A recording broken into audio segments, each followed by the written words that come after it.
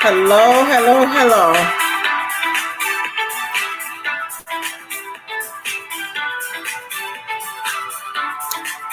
I'll turn this down a bit. My name is Sroda Aglago. Thanks for joining me on Love, Forgive, Live podcast. I am the host and founder, and of course, I wanted to do a show today.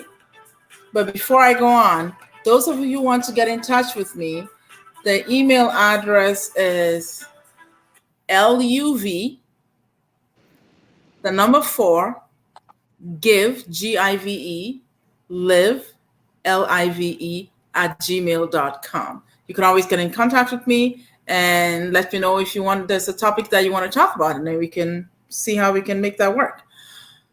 Those of you who want to become guests, send me an email and we will make it work.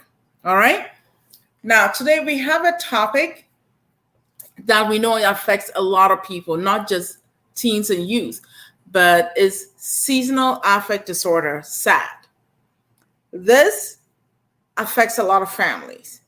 And today, my guest, my brother, Conroy Obey, is here to talk about this. And he's also the motivational speaker for the youth, helping our youth products, or sorry, it's not a product, helping our youth group called CREE. Can you spell CREE for us, please, Conroy? It's spelled, hi, everybody. It's spelled KCREE. Great. And of course, I do talk with my brother sometimes on programs and stuff that they need to implement for the youth. And I use sometimes help with consultation for mental health issues. So we do collaborate together. And today we thought it would be a great day to talk about this, especially being in Virginia. In Virginia, we just did the daylight saving time. So we lost an hour. So I've already been hearing from people that today has been kind of strange for them. The weather has been weird. So, and they recognize something about their mood. So people are already having an effect of this. So we are going to talk about it and, of course, have a discussion, not as an expert, but a discussion of what can be done, what needs to be done, and how people can recognize the symptoms or the situation and where to go for help, and especially for the youth and teens. Now, Conroy, I'll ask you a question. Yes. The first thing I want to know is, when did you recognize that this is an issue for youth? Lately, for the past 2 years, I've been really thinking about how we can start to really work towards helping the youth. Mm-hmm. And one of those ways that I start to learn is to start investigating my own past, what it was like growing up. Mm-hmm. And now that I understand mental health, I can recognize some of the things I went through as a teen. Yes.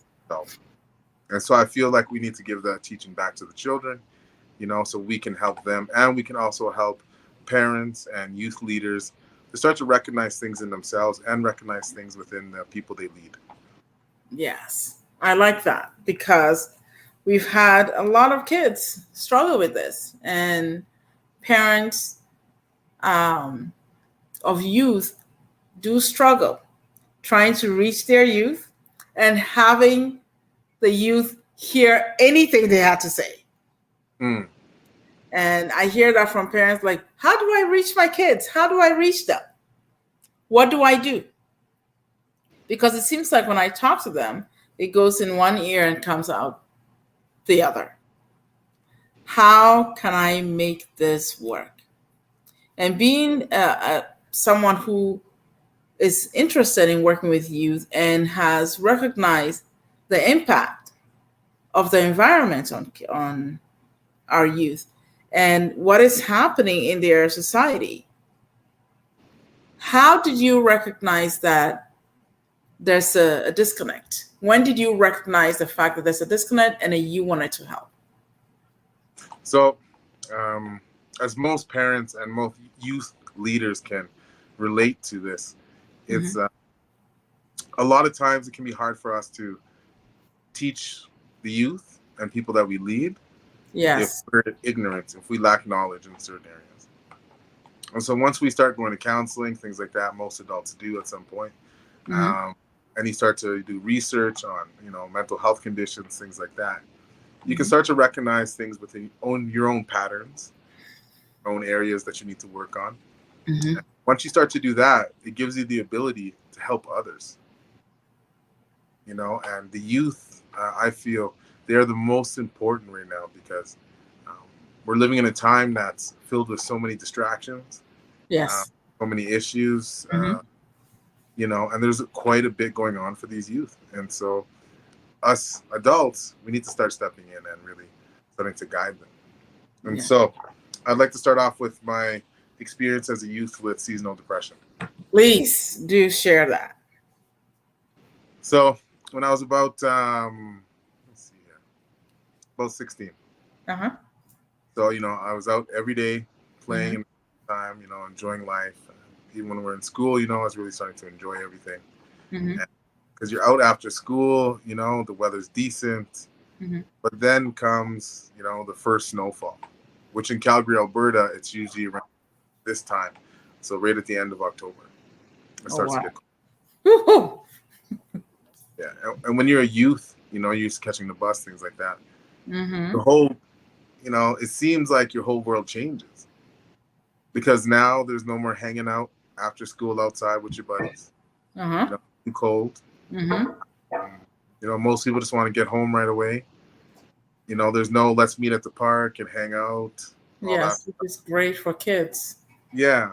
So one of the things I experienced, and I can recognize this now that I look back, is, when that started to happen, um, I started feeling sad, Mm. because now I have less friends. It's starting to get cold. Mm-hmm. And then there's always the thought, Christmas is coming soon, and always in the back of your head when you're a kid, if you had some rough Christmases, you start thinking about Christmas is coming up. Yes. Not that exciting. Mm-hmm. You're kind of stressed out because you have these hopes and expectations, right? Of course.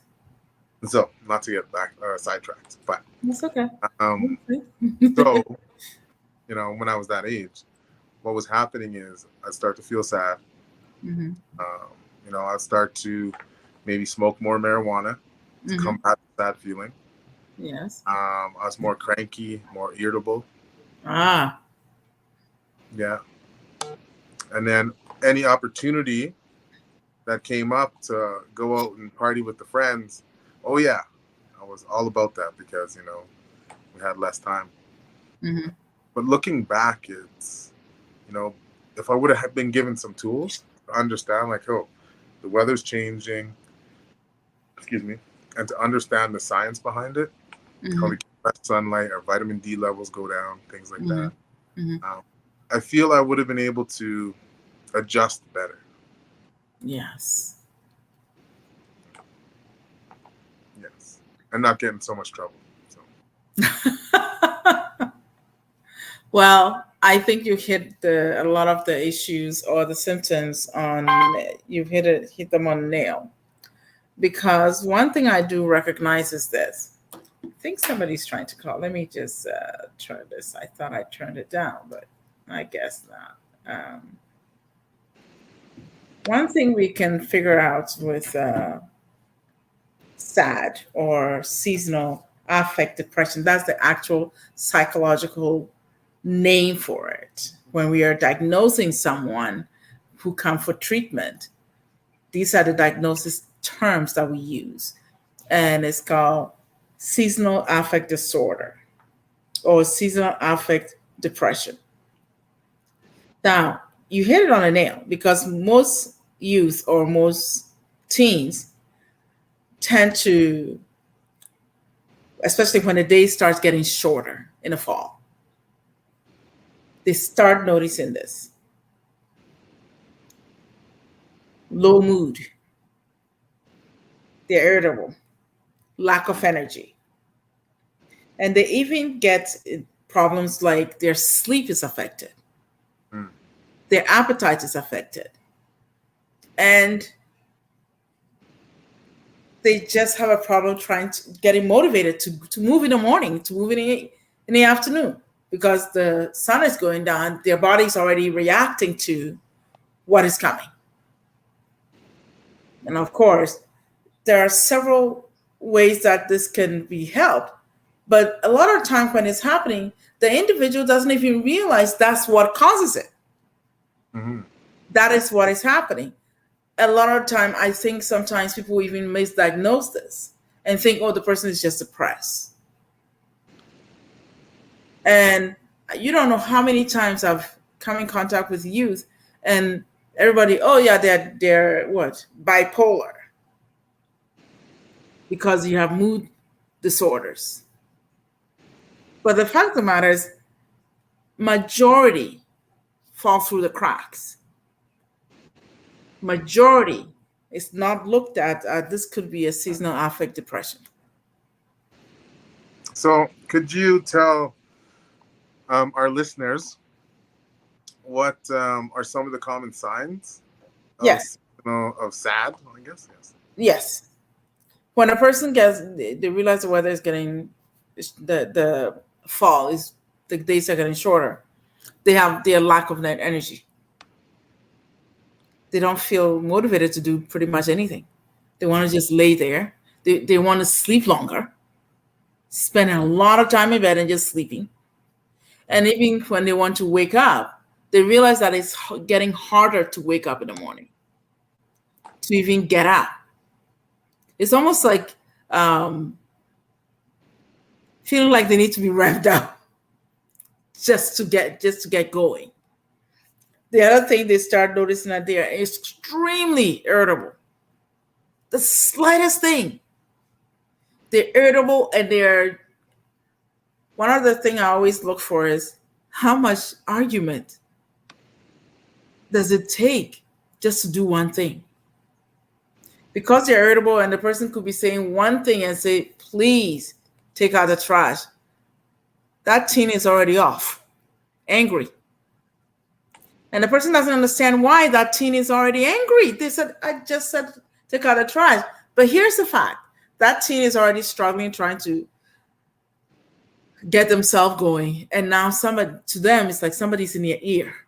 Even though the person just said one thing, but it felt like that it's just too much effort for that little thing.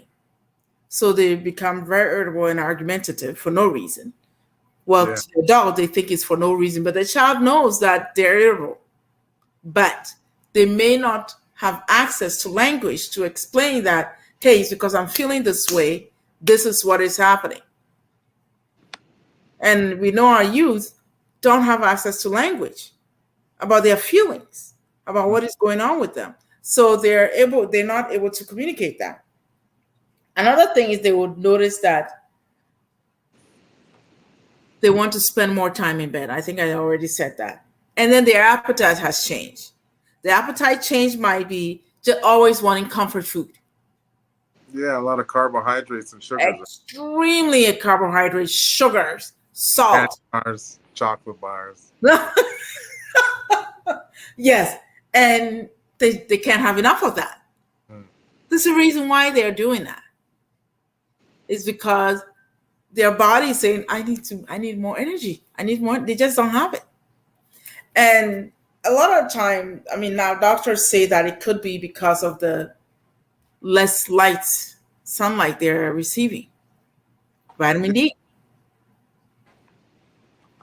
So all this plays in part to create this, I don't even want to call it a health issue, but it is. It's a health issue. When a person feels like they don't recognize themselves anymore as to how they are not able to function.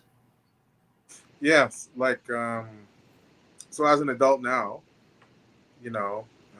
I have times where, so in Calgary, Alberta right now, it literally just started getting cold about 6 days ago. Oh. Before that, we had a lot of sunlight and it was really lukewarm weather, it was like plus 15. Mm-hmm. And then boom, we're full out winter now. It's just gray outside, snowing and cold.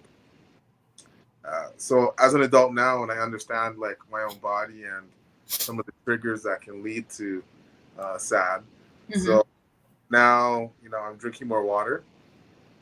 Good.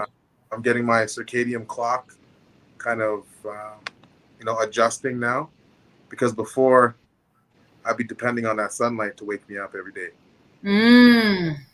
Now it wakes up later, so I'm like, okay, I can't wait for the sun to wake me up. I kind of got to make some adjustments within my own internal self. And as well, I take about, I think 1,500 units in the morning and at nighttime of vitamin D. I take ginkgo biloba and some other things, all supplements and multivitamins. Because I'm figuring, I should start to try to adjust now. And we just got our gym cleaned out so we can start working out on the indoors. Good. So, yeah, it's all making those adjustments when that kind of gloomy weather is coming and you're going to start feeling down about it. Yes. And sorry, go ahead. I think that's important. And like, as a parent of young teenagers, like, how would you first how would I get my kids to communicate this feeling? Would I tell them about what this is? Or like, what would be the best way to approach young teenagers? I think, listen, teens are just as astute as anyone that we can think of. So the strange thing is they're always watching. We think they're not watching. We think they're not looking. But the best way to communicate to your teen or to your youth is to start by doing. Show them and then communicate. So let them know what you're going through. The strangest thing is the moment you begin to let your teen know what you're going through, it opens the door for them to speak. And also it teaches them that you can be vulnerable about this. Vulnerability, I keep saying this over and over and over and over. Vulnerability is an amazing thing. It's powerful because it opens the channels of communication with your youth. When you're vulnerable to self and vulnerable to your youth and let them know what is really going on, they're like, I could tell you. But don't just get them and say, oh, tell me what is going on, and then looking at them like this. They will not share anything with you. They want to know what you're doing. One of my nephew, as a teen, he used to always say, oh, people are hypocrites. He said, adults are hypocrites. And I thought, why does he keep saying that? Then he said, you guys say things, but you never do things. You're always saying, but you don't do. And I was like, oh, touche. This kid just laid it out there. Because yes, we the adults, we say stuff, do this, you should be doing this, you should be doing it, you should be doing it. What's going on with them? The children don't know anything about you. Agreed.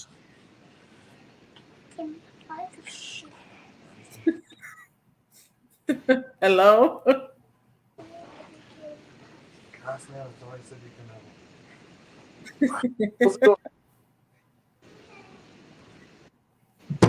Okay. That wasn't a teenager. That's my 4-year-old. I know. That's my little niece. She just had to come. So But pardon? Please continue. Yeah. So it's always important for parents to show them. Showing is leading. Don't lead with words. Lead with your actions. Lead with your behavior. Show them. Show them I can be vulnerable with this. So when you say be vulnerable, you give me and the listeners like some examples, like maybe on like how to go about how to be vulnerable. Yeah. And how to actually gauge if you're being too vulnerable. Yes. It's very important for parents and guardians of youth and teens to allow them to fill the room. Take cues from your child.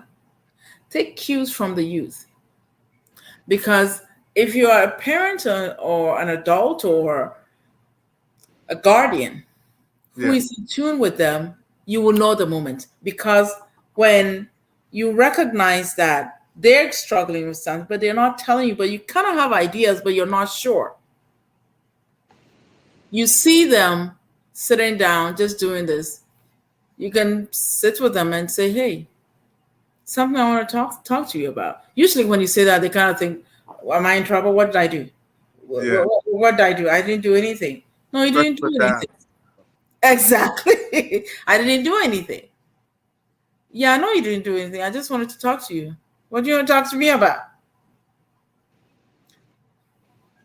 One of the best way and the positions to get them, either you're eating or you're doing something. Sometimes you may be fixing something or playing a game. Okay. Or you realize that you're doing the grill, you're doing something with the grill. And all of a sudden, this kid just comes and stands with you. Or you ask them, hey, can you pass me the sauce to put on the meat or the fish? And the child brings it. And they bring it and then they're just standing there. You're like, oh, hold it like this so I can be able to reach and get close to this thing. And you're doing it. A simple thing as slip the conversation in. Hey, I've been meaning to tell you something. Have you been noticing that? Have you noticed that sometimes, it takes me a while to get up in the morning lately? Or sometimes when I come to work, all I want to do is just kind of like just be alone and I don't want to talk to anybody. And then chances are that kid is going to say, yeah, what's your problem? I just thought you just have an attitude. What's going on with you? Hmm. Because they've already noticed something. Just like how you've noticed something, they've noticed. Yeah. So the moment you start saying that, they'll be like, yeah, what's that about? I thought maybe I did something. You're just, you're just mad at me or something, or mad at mom or whatever. The strangest thing is when kids notice this, they won't come and ask you what's going on. It's usually the parent or the guardian that notice something is going with them and ask. And even when you ask, they won't tell you until you open up yours to tell them. So the moment you start the conversation like that and tell them, they'll be like, yo, you're going through that? That's weird. That's what's happening to me too. Oh, right, really? Oh. And the fact of the matter is, if one parent has this condition or this situation or this disorder, May I jump in for a second? yeah. So now, obviously, I'm not a doctor or a psychologist. Mm-hmm. But based on my experience and my conversations with the general public, it seems that this type of, having the blues when the weather changes is quite common for people. And I heard actually in places like Vancouver, it's really, really common because they don't have that much sunlight. So I just wanted to make sure there wasn't a stigma for people feeling like, that they're, something's wrong with them because not everybody feels this. I believe all people feel a little bit of that sadness when the weather changes. Oh, yes, you're right. You're right. And I've known a lot of people that, both friends and family, that have been struggling with this. And it is not something I think people should stigmatize. This, I don't know why people do this. Some people do these things, but I don't know why. I don't get it. And it's not something that I think of. But like I was saying, chances are if one parent has this situation going on with them, somebody from, their children, one child will start having this. Yeah. It's not abnormal. Okay. And I think opening the dialogue with your child or with your teen and communicating this with them breaks the ice and they go full on. They will tell you because they notice that, wow, the adults around me notice this and it's telling me this. They're not hiding this. Why do I need to hide? And you'll be surprised. Your youth will be coming to you more and more and talking about this this condition, and then saying, hey, yeah, like this is happening. Did that happen to you too? You wait a minute. So then they start comparing, like, oh, okay. Now it becomes open and easier to communicate and easier to get help. I really like that. As a parent, I have 4 daughters, so excuse me. Mhm. So I have 4 daughters, and as of late, you know, as they get older into their teenage years, Mhm. I find that the communication kind of tapers off. Yes. And so lately, I've been thinking, maybe I just, instead of always being um, someone to give advice or to give teachings, I think with my teenagers, what I've been trying lately is just listening, Yes. you know, and I think it's working because they have their times where they want to sit down and just talk if they know you're willing to listen, right? Yes. So yeah, it's something I've been working on myself over the past year. That's wonderful. I'm glad you're doing that because when children become teens and youth, yes, we feel like they don't need us anymore. But the strange thing is, They always gonna they need me. do. They need you because they may not tell you they need you, but Mm. they do. They may not even know they need you. Yes, they may not even know that they do, but they need their parents. They Yeah. need their parents because they are going through something and something is bothering them, and they're able to come to the parent and then talk to the parent about it. Mm. But they don't make it easy, though. They don't make it easy. They will be watching rather than speaking.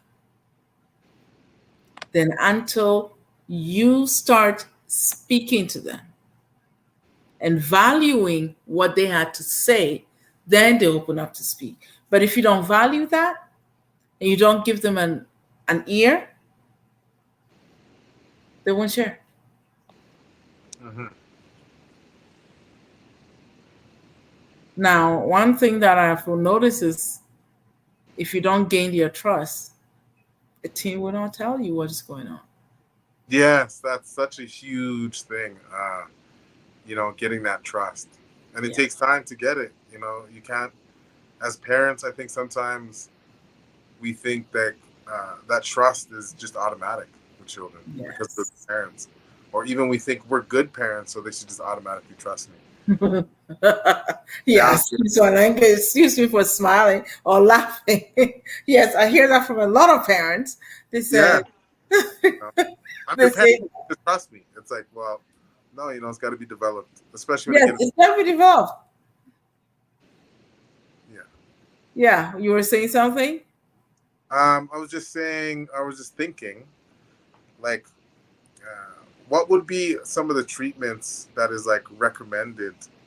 Um, some of the basic things like light therapy or you know, uh, cognitive CBT, things like that.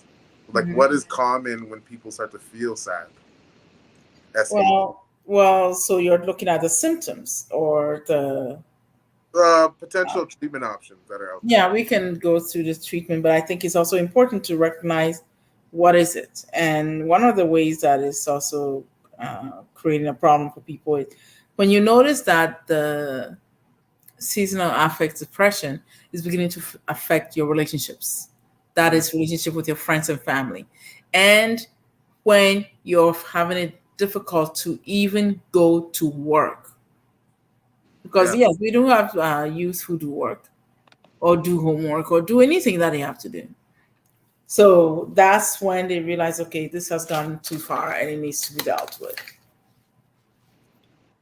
One of the recommended treatment options that we've come up with, or doctors have come up with for treatment, both for in mental health and in with primary care physicians, is there are two. One of them is the light therapy treatment.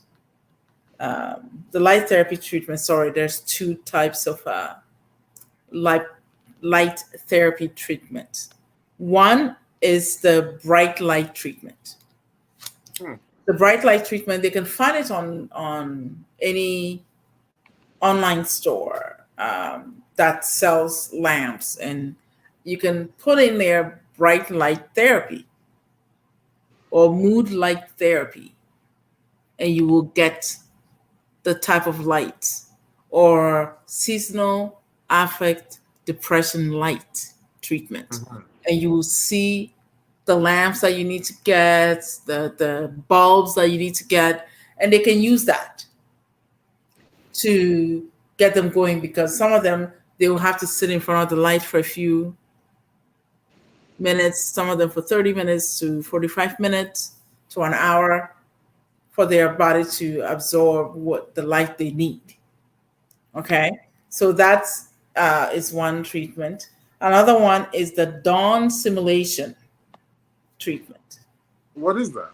The dawn simulation is a low intensity light that turns on at a low, basically like a dim light. Okay, and then when it starts with a dim light, what it does is that it gradually gets brighter. It gradually keeps getting brighter and brighter and brighter until it becomes almost full on daylight, to allow the individual to start, adjusting slowly. So it's not like full on bright light. And that helps with a lot of people, and then it helps them. So it starts before the person wakes up. Yes, the light starts coming on and then getting um, Okay, so it's like, brighter. that's really interesting. I've never heard of that before, and I'm gonna actually Yes. do some research on that. I like that. Yeah, dawn simulation is dawn, DAWN. The second next word is SIMULATION.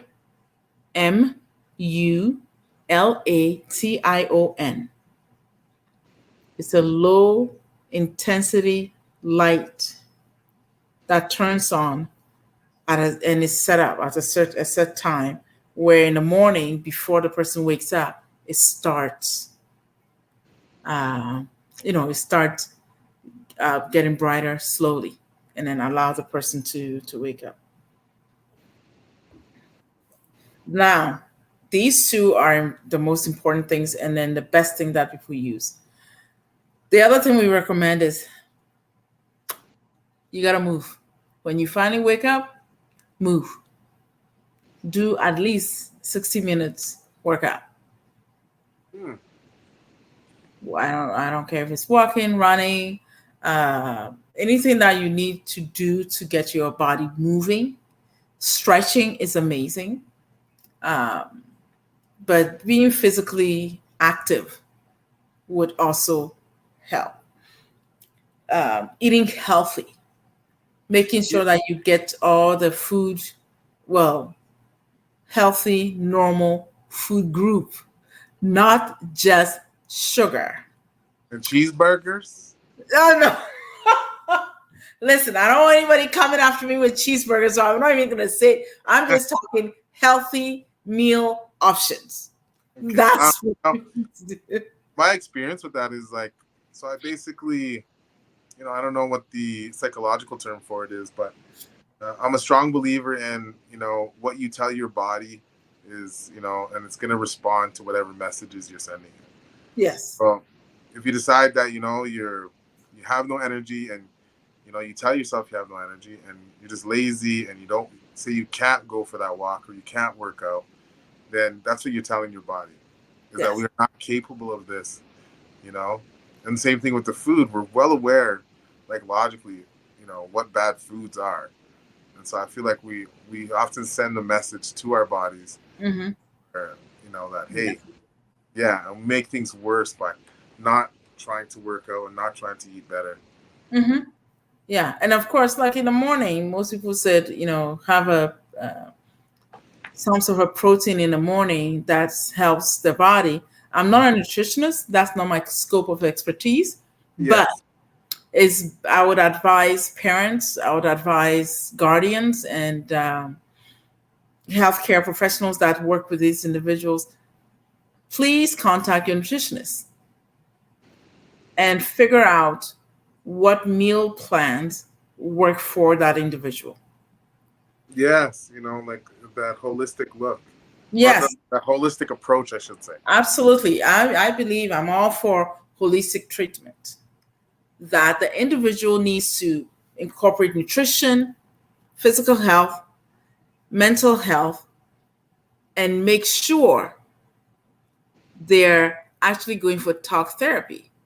Now, if individuals want to use, the other part that they also can use is to go to a psychiatrist and get medication, antidepressant, if they need to. Yes. They can get it. I'm not opposed to that. I just think before you do so, check everything that you can do. If you realize that it's becoming more difficult to get going, there's no harm in talking to someone and getting the prescription you need to go on. It's very important. And I think when people have access to this, there's no shame in it. It's what you need to do in order for you to function and then get on with your day. That's more important than being under the covers and not functioning. Now, if it gets extremely difficult, where the individual starts considering self harm or suicidal ideation, at this point, either the parent or the teen can always call crisis hotline, or they can always call 911, because it can't get that serious if treatment is not done and the individual continues to have problems. Okay. Now, I can give you some of the numbers for Canada for uh, at the hotline or teen hotline or youth hotline is 1-877-303-2642.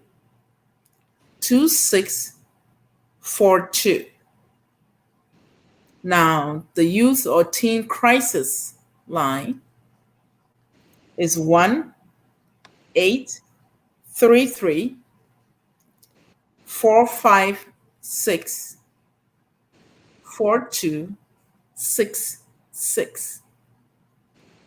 Now, if you're in the US, we have the youth line.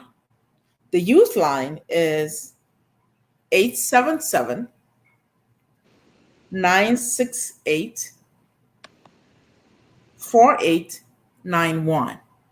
They can the parents or the youth can contact those numbers and say, hey, I'm struggling with this. What do I do? They'll get them help. Now, a lot of youth and teens like to text. You can always send text to 839-863 and let them know what's going on with you. And believe me, they'll take care of you. They're not going to put you on full blast or question you or make you feel guilty or ostracize you. They're here to help. Everybody's here to help. And they will be able to give you access. Now, if you're in Virginia, Northern Virginia, if you're in Virginia in the Charlottesville area, you can always call this number, 888-908-0486. If you're in Northern Virginia, the youth or the parents or the guardian can also call this number, 844-627-4747. They can get access to help. There's always help available. They don't have to suffer alone. Their parents don't have to struggle alone to try and handle what is happening to their youth. I think the more we make this available for our youth, the better they'll be. The better they'll be able to find help and access it. Nobody has to suffer alone. It just makes me sad to hear people struggling alone and believing that they're the only ones going through it. This is normal. This is not abnormal. So get the help you need so that you're not feeling stuck and feeling like nobody will help them. Okay? So, as a psychiatrist, like, or Yeah. I see, As a therapist or as a counselor. therapist or counselor, uh, like, what is the best way that you found that parents can reach out to their youth and just, because having that conversation about going to see someone sometimes it can be challenging because yes. the kids usually deny something's wrong. And you don't necessarily want to force them unless you think something's going to happen, but Mm-hmm. it's that delicate balance. And how, Yes. like, would you suggest, like, us parents and youth leaders, how do we address that with someone who's kind of against going to counseling? One of the most important thing I always tell parents is this. When you notice your youth is having a hard time getting out of bed, Mm. and you're constantly at a loggerhead with one another, and it's like every day there's chaos, argument, explosions of emotion Yes. in the home, and you realize that sometimes you can't even look at your teen without them exploding on you. Mm-hmm. When this happens, what is that sound? What is that sound? Something sounds like something is breathing heavy. On my end, Yes, I don't know. Maybe it's my computer. that's strange.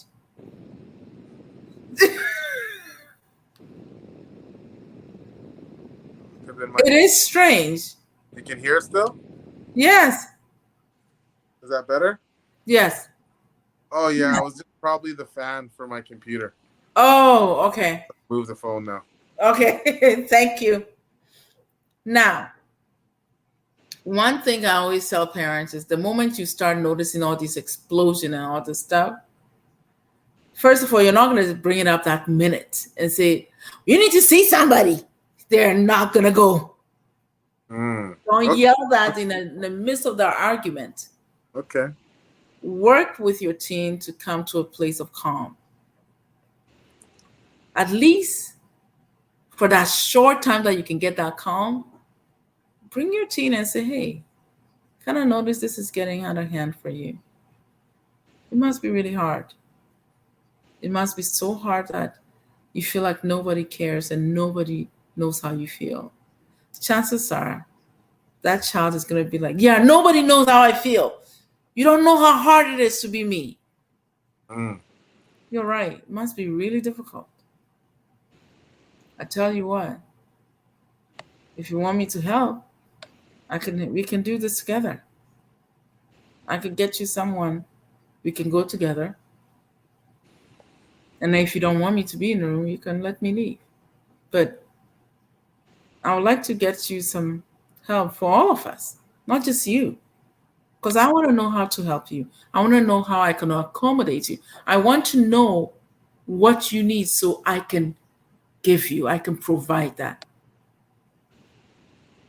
So now, and that, of course, you're noticing that I'm using certain languages. I am not blaming the teen. I am not going like, you've made life so impossible for us in this house. We can't have peace. My blood pressure is getting high because of you. None of that. Accusations, right? No accusation, no finger pointing. The moment I've noticed this, what can I do? How can I make this work for you? Mm-hmm. What do you need? Even if you don't know, do you have an idea? Let me see what I can do. I know you want me to leave you alone, but I'm your mom. I'm your dad. I'm your guardian.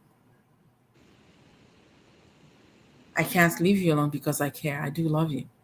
And it's amazing when you speak to your teen or your youth with such language, something powerful happens. They will go, yeah, I guess well, just once. Well, you can go you can make the appointment and I'll come along. Okay. All right. Take that. Take it as a win. Celebrate that internally. Don't go giddy, like, don't do that, because that teen is gonna be like, wait. Because let me explain it. Every teen and every youth I've come across, they love to oppose you. They literally live to oppose you. So if you start having excitement, it's like, wait, that means I'm doing what she's asking me to do or what he's asking me to do. No, I don't want to do what you ask me to do. That defiant behavior is in every teen. So celebrate it internally. Yeah. So would you? Can I? Okay, I'll make the appointment, and then I'll let you know, and then we'll see what day will work for you. That'll be great. Oh, Mm. yeah, that'll be great, because now to the teen or to the youth, it looks like you are actually giving them a choice, giving them a say. You're not forcing this on them. Give them a say. Give them the access to believe and understand that they have something to contribute here. You're not forcing, you're not just dragging them against their will to sessions. Because anytime you show up in session with a team who is not willing, that treatment will never work. They must be willing. Their will has to agree to that. If they're not willing to agree with you, you're wasting your time. Forcing them will not help. So create a dialogue that allows them to feel I have a say in this and I can communicate. Does that make sense? Yes. Okay. And those are all great tools. I'm sure a lot of people know them, but it's nice to get those reminders. And, because in the heat of the moment, like as a father myself, right, I have teenage daughters, and, in the heat of the moment, yeah, you want to be like, what's up with the attitude? And, it's kind of more you push with a certain tone, the more they either turn into a rock or they fire right back at you. Yep. So at that point, it's like, okay, like no matter what I'm saying is actually getting through right now, because it's not conducive to accepting the information. No. The parent and the teen are kind of riled up. Yes, being at loggerhead with one another doesn't help. Yeah. I don't even know why people keep trying to do that with their teens. Well, I know for fathers, it's because like you're the discipliner, you're the man of the home, and you're kind of like, how dare you, young teen, like challenge me? So for us men, a lot of times it's, we feel like, well, you're challenging me now, especially if it's a young boy and the father. Yes. Definitely feels like a challenge. Like yes. The young lion's coming for the old lion, Wanting to keep your authority going and make sure that that young buck is following your footstep or your voice or your order. Here's the thing. No teen wants to follow orders. Remember when you were a teenager? I know. It's a little bit different for me because I didn't have that many people trying to discipline me. Yeah. And I see now that discipline is still a form of care. Yes. Not physical discipline, but someone actually caring about you to tell you that you shouldn't be doing these things because they care. Yes. Yes. I didn't even recognize it until somebody said, a kid came to school and said, and one kid was complaining to their parent, to their schoolmates, I can't stand my parents. They're always calling me and checking where I am when I'm coming home and all that stuff. And I'm so sick of it. I just want them to leave me alone. And this other student who doesn't have that says, yo, you actually have someone who calls you, texts you, and checking where are you, who are you with, when are you coming home, get home. The person's like, yeah, it's just so annoying. They said, man, I wish I had that. I wish I had a parent who would care enough to call me in, to ask me where I am, and pull me into a safe place. My parents don't care. I go and come whenever, and sometimes I don't even see them for a whole week, and I don't even talk to them. And it's like I'm a stranger. They don't know me. And the person said, "You should be thankful that you have somebody who actually call and ask you, where are you? When are you coming home? I'm staying out. I need to go to sleep. I gotta go to work. When are you coming home? I need you home. I'm worried. When are you coming? You need to come and eat. You haven't even eaten any of the food I left for you. What is going on?" The teen may be arguing, but believe me, when they get older, they will notice it was a blessing that somebody cared enough to comfort them that way. Mm-hmm. Good. So now, do you think that we've covered enough on teen and youth seasonal affect depression? Because I knew you had something else you wanted to talk about. Well, I just want to do a quick plug for November is Men's Mental Health Month. Yes. And I think it's very important that we acknowledge that there's many men struggling with mental health. Yes. Especially right now, like I said, with Christmas close, it's a lot of pressure for men. Yes. Especially if you're the breadwinner of the home. So Mm-hmm. I won't go too deep into it, but I'm really recommending that all men out there really start to look at your actions and start to do the deep inner work and watching yourself. Yes. And if you haven't started that journey, please start reading some books. Yeah. Start filling your mind, so you can feel fulfilled and start to see kind of if you're falling into that pattern and you have some mental health. Don't be scared to look, and don't be embarrassed if you discover that you do have a mental health problem. Please don't be embarrassed, because there's so many men that have that. It's part of this life. Somebody gets affected by mental health conditions at least once in their life. Oh, yeah. Yeah. So I think it's really important that men get acknowledged, and for people out there, just because someone is smiling all the time does not necessarily mean they're the happiest person. Yes. Sometimes smiling. I fully agree with that. And I'm glad we can talk about this openly, because men's mental health is just as important as female mental health. Too often, we think men's mental health should not be discussed, should not be dealt with. It's almost like we think it doesn't exist. Mm-hmm. Yes. Men's mental health is real. Yes. We need to take it seriously. We need to take it seriously. Yes. These are our leaders. These are our fathers. These are the people that we want our children to be looking to, especially the men in our community, to be looking up to. Mm-hmm. And then everybody seems to think men don't get hurt. I don't even understand. Men are just as human as everybody else, just as any child or any female. And we need to stop this thing that a man doesn't cry. And when they get hurt, they should tough it up. I'm sorry. When I get hurt and I need to cry, I will cry. So why should it be any different for a man? To my father, to my brothers, to my uncles, to my friends, my male friends. Why? They're not a rock. They're men. They're human beings. And I think people need to normalize this and allow men to speak openly about their mental health issues and not be ridiculed or called names or even bullied, for that matter.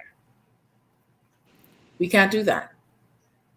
And I'm sure, you already know I'm a huge advocate for men's mental health and making sure that I can remember as far back, our dad used to say, our dad used to say, you always advocated that a man can also be abused. Yes. And Dad always says, "Oh, I remember you were a teenager. You would always say that. You said it. You always said, I would never say only females get abused. Men do. They get mentally abused, emotionally, psychologically abused, physical abuse. Mm-hmm. They get all of it. They get abused, even sexually. And I think it's wrong that we keep denying men access to the same help that we females. Is destroying families, is destroying our,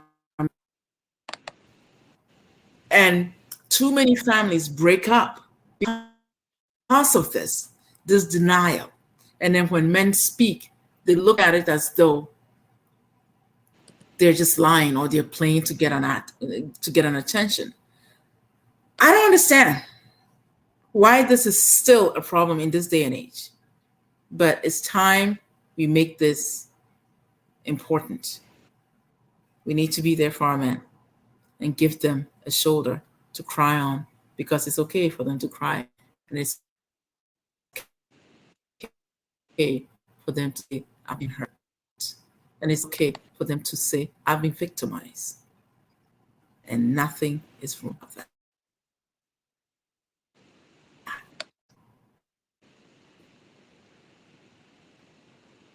So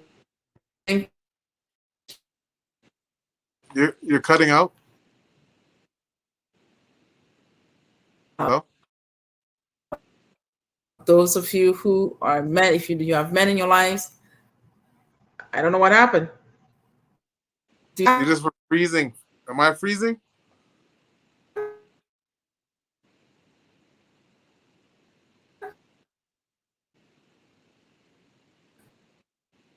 Hello?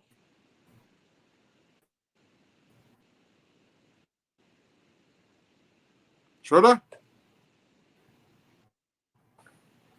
Yeah, we both froze. Okay.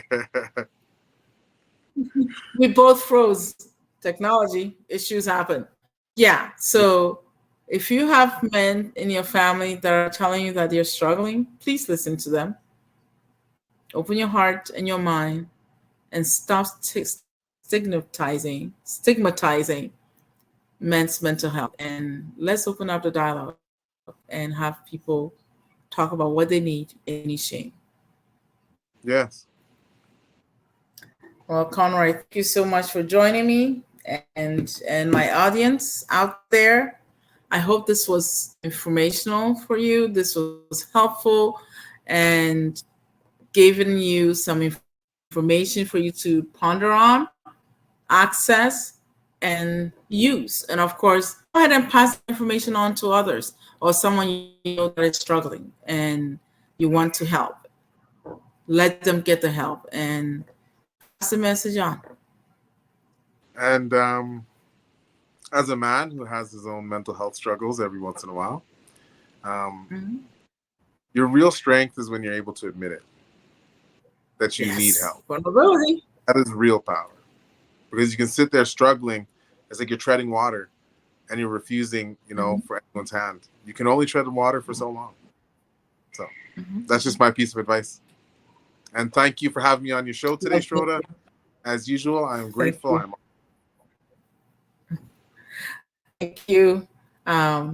So, and of course, my brother, sometime, was it last year we did the first podcast together and you introduced yourself, how we met? I think it's been a while, so. Well, just let's give it some 5 or 10 minutes how you met me or how we met. How we became brother and sister. That one, how about let's start the next show? Okay, good. So coming to next time, we will do a show on how my brother and I met. Okay? Yeah. All right. Thank you. I'm going to close. Hold on for a second. Thank you for joining me on Love, Forgive, Live podcast. And my name is Schroeder Aglago. And if those of you who want to get in touch with me, contact me at love, LUV, the number 4, give, live, LIVE, at gmail.com. And we'll be able to communicate with you how best we can. Thank you for joining me, and I appreciate you. Have an amazing week. Okay? Take care. Bye-bye.